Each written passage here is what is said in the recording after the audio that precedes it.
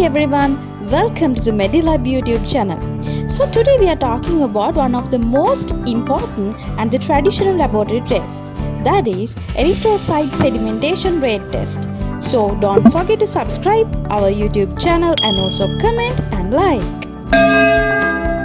We are talking about why ESR test is important, the principle behind the ESR test, normal values, requirements, methods, finally the sources of errors. First move to the why ESR test is important. ESR test is the most common and the traditional lab test for detecting acute and the chronic inflammatory conditions, and also it is useful in the monitoring response for the therapies, especially in the rheumatological diseases and TB, and also it can be elevated with the indications of the metastatic diseases also. So next we move to the principle of the test. Blood collected into an anticoagulant is placed in a long graduated tube held in a vertical position.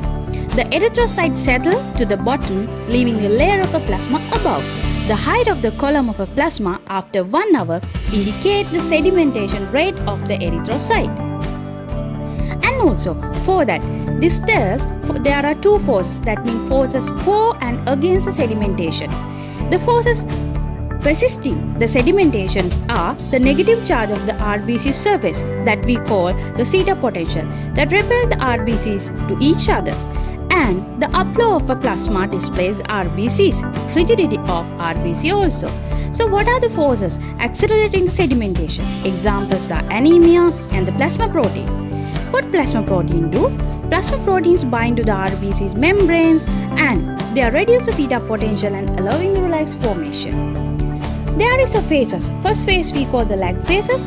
The lag phases during the RBCs form a characteristic relaxed patterns and sedimentation is generally slow. And the second phase we call the decantation phase. The rate is accelerated.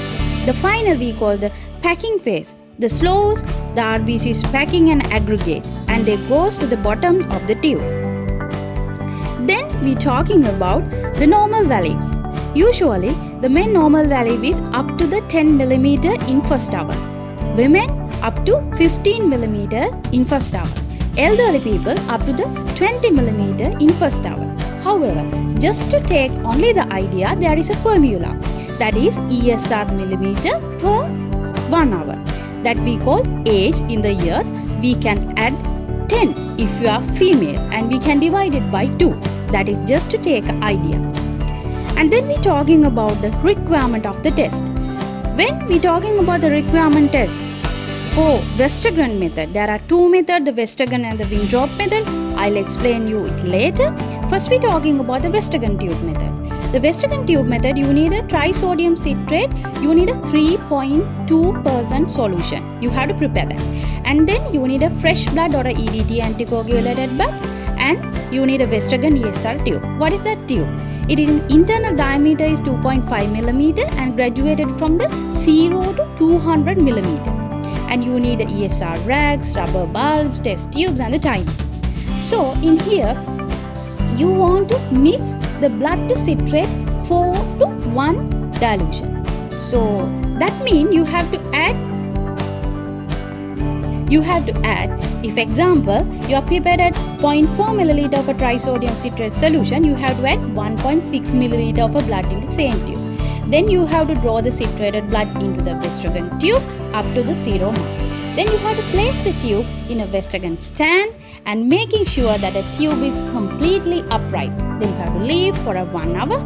Then you have to note the height of the column of plasma in millimeter, graduation starting from the 0 mm mark at the top of the tube. Then express the results as millimeter in 1 hour. Okay, then we just talking about the Winthrop method. Here also we are using citrate to blood dilution is 1:4. We have to mix and we have to fill the Winthrop's tube with a partial pipette from the water. Like that, the Westergren method, we have to leave it 1 hour, then get the reading. But there is some disadvantages. That is, cleaning of the tube is somewhat difficult than the Westergren method. Next, we move to the sources of errors. What are the errors? If you are using the wrong volume of blood to anticoagulant, there is errors. An air bulb trap in the tube, clots in the blood, non-vertical tube, vibration of the ESR tube, leaving mount a test tube in the direct sunlight, and also using a tube which is not dry or not clean, and high temperatures and incorrect reading of the meniscus. So I think you have gathered A to Z knowledge related to the ESR test. So you can comment, you can ask the question from us and be with us. Bye.